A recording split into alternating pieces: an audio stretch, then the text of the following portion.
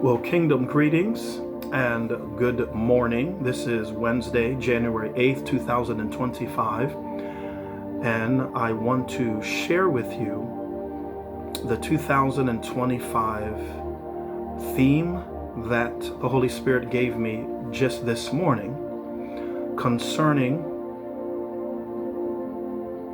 what God desires from us, for us, so forth and so on. So if you have a pen or a paper, this is what God is saying to you, and this is what God is saying to me.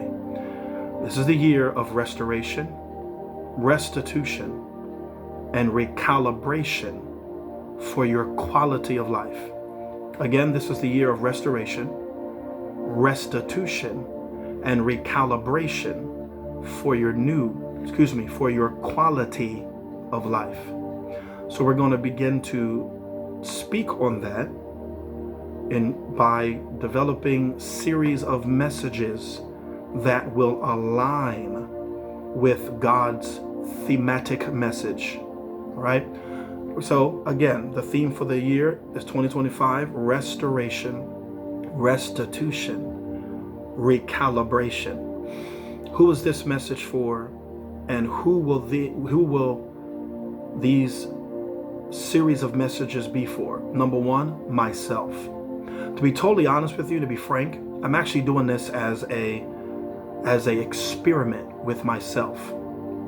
The day will come where I'm going to build a church, and it's going to be entitled the Kingdom of God United Nations Diplomat Center. And it's going to function as a spiritual embassy where I will, and my leadership team will develop ambassadors, not servants. You'll catch that next week. So what I'm doing is, if I cannot effectively pastor myself, I can't pastor anyone else. With that being said, those of you that are watching this, welcome to the experiment. Right? Who is this message for? You've been stuck. Seems like your life is not advancing. Seems like your financial situation has hit a ceiling. It seems like your success rate has hit a ceiling. It seems like you can no longer grow in the current church location that you're in, and you've been going to that church for 6.5 million years, and your quality of life has not enhanced. Your personal economy has not enhanced. Your human capital, I'll explain that later, has not advanced. However, you're just going to church, shouting and dancing, listening to a message, but your quality of life has remained stuck on the same level. You're agitated. You're angry with God. You're frustrated with yourself. You're depressed. You may have suicidal thoughts. You're thinking about quitting. And you don't see a way out of your situation. If that's you, because that's me, then these series of messages, and I'm hearing God in my right ear, these series of messages, are going to radically change your life if you simply obey and do the work. Because God is going to restore, restitute, which means really avenge, pay you back, and recalibrate you.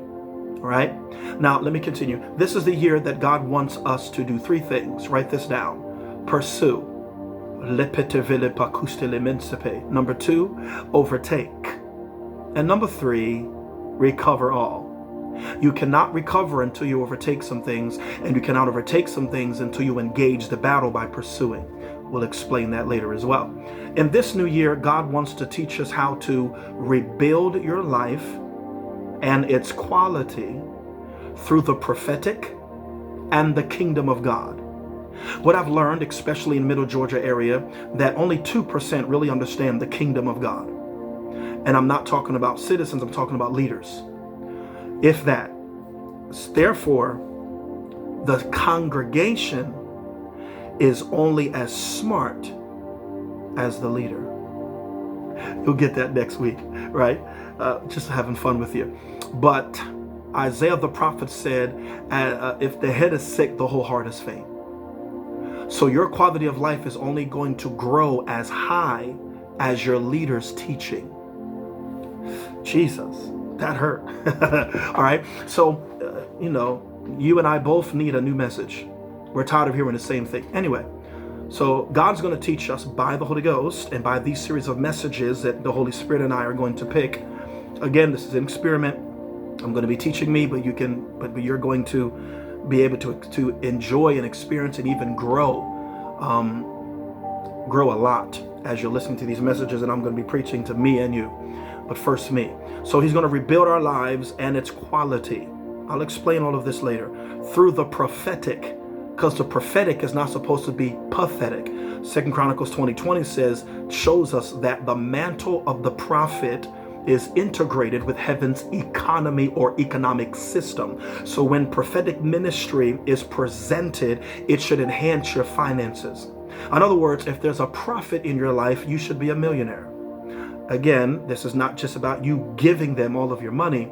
That may be 2% of it, financially being a support. But the other 98% of being a part of a prophetic ministry is they tell you exactly what God is saying to you to govern your life accordingly to God's principles so that they can unlock the kingdom and greatness that's in you so you can do what God has called you to do to create wealth by integrating his kingdom and his prophetic agency in political, economic, and world systems. All right, God's going to show you and I how to enhance our human capital. I'm going to share that later in ways that'll eventually enhance your societal impact, influence, leadership, and value to the overall economy. Now that's both kingdom economy and societal economy. I bet you never heard this in your local church, and I'm not downgrading, demoralizing, or dishonoring the local church, all right, because it is God's bride, or it is the agencies of the kingdom. But understand that if the local church is not teaching you leadership, teaching you how to impact the community, teaching you how to influence world systems, then it's functioning as a religious center and not a diplomat center. There's a difference.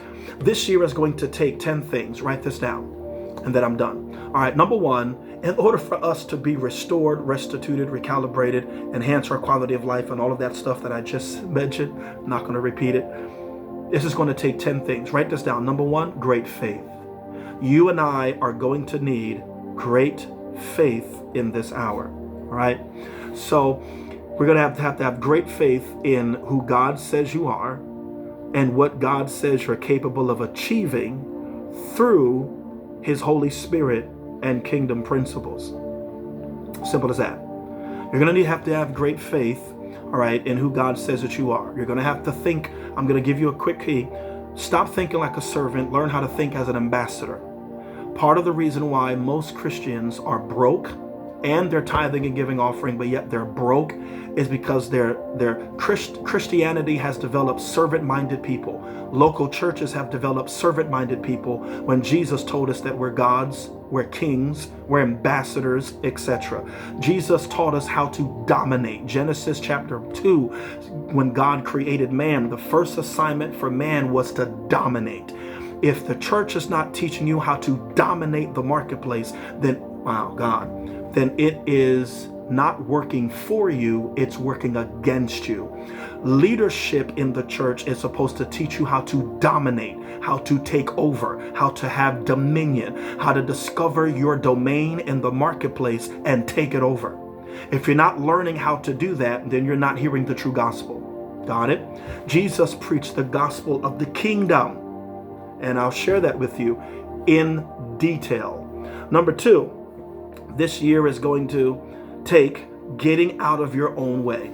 It's going to have to take getting out of your own way. We're going to have to obey God's instructions, even if our emotions are screaming at us to resist. Right? You may have to start over at a lower position than you're qualified for. How bad do you really want the wealth of the kingdom? How bad do you really want to fulfill your purpose and calling? Are you willing to make $5 less than what you're worth in order to get your foot in a principle that causes God's kingdom economic system to begin to work on your behalf? Ouch, that hurt me. All right.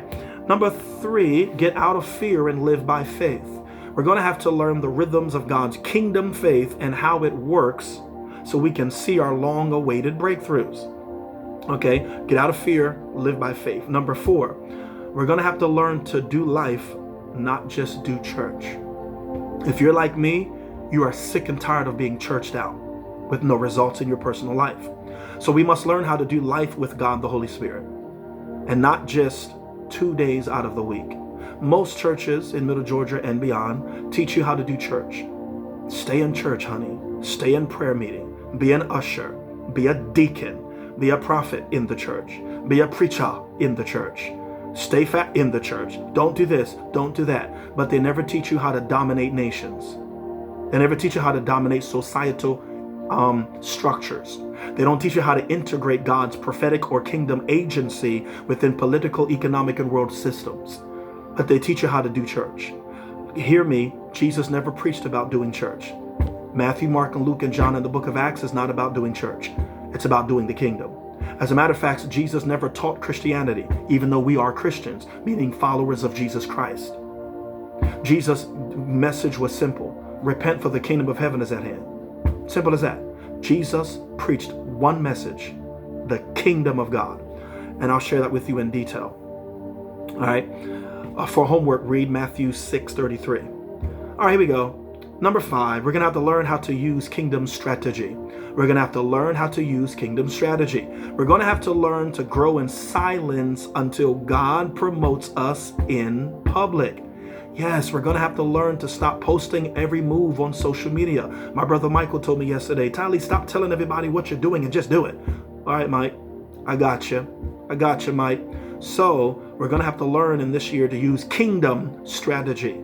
You're going to have to learn how to grow in silence until God promotes you in public. Number 6, you're going to have to learn to work. We're going to have to be willing to honor the principle of work to see God's hand move in our finances. The Bible says if a man doesn't work, he doesn't eat. All right. Can I say this? Please forgive me. Many wives, especially in the church, use that against their husbands when their husbands are not able to find work as an excuse to be abusive to their husbands, and then use that scripture to demoralize and emasculate the man and say, you don't deserve to eat. No, that's not what the scripture says. If the man is unwilling to work, then he doesn't deserve to eat. But this is another revelation. You begin to discover this, that when you don't have work, you don't have provision. If you want provision, work. All right. It doesn't just mean McDonald's or whatever. It means work. And we'll explain what work means, because work is, it's a dual definition. Got it? All right. This is number 7. You're going to have to take dreaming. Some of you are watching me right now and you stop dreaming. The Lord wants me to tell you and me, start dreaming again. I did not give you that dream for you to abort it and give up on it just because it hasn't happened yet. Dreams take time, and it takes kingdom process to actualize kingdom dreams. But if you don't know the kingdom process, your dream will never become reality. It will remain in your head. All right. This is number 8. It's going to take divorce, which means any relationship or relationships that cannot take us to God's best life for us must go. Now, I'm telling you, these are instructions the Holy Spirit gave me. This is totally, completely divine. This is not me just coming up with this. God gave me this specifically. Got it?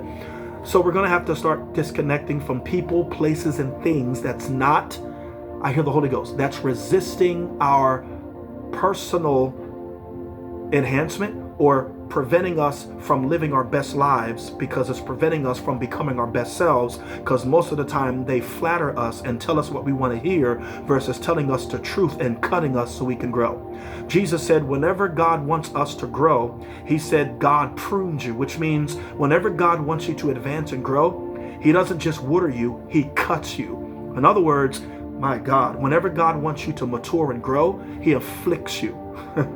God, Jesus, that hurt. That just hurt my head. Give me a moment. Wow. Because vines cannot grow without being cut.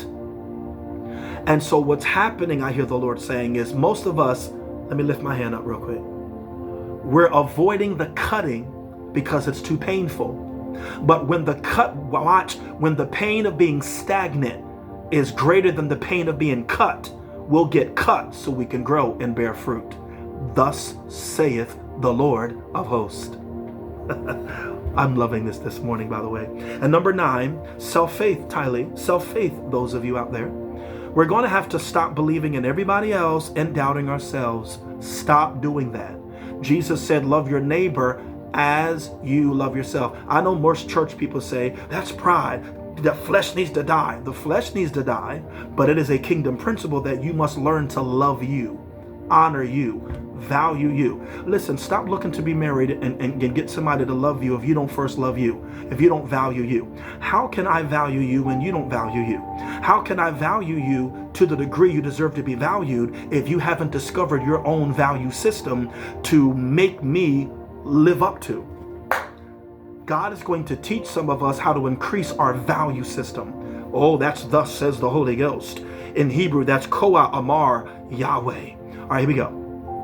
So self-doubt is crippling what we're capable of accomplishing. Self-doubt is crippling what you and I are able to accomplish. And this is also a part of you and I getting the heck out of our own way. Number 10, and I'm done. It's going to take desperate acts of faith and obedience. When we hear God this year, we're going to have to be willing to embrace the pain and fears of new beginnings in new places. Over the pain of remaining stuck in a place God has given us the permission to be free from. Jesus, that hurt. That hurt my head. Oh, that hurt my head.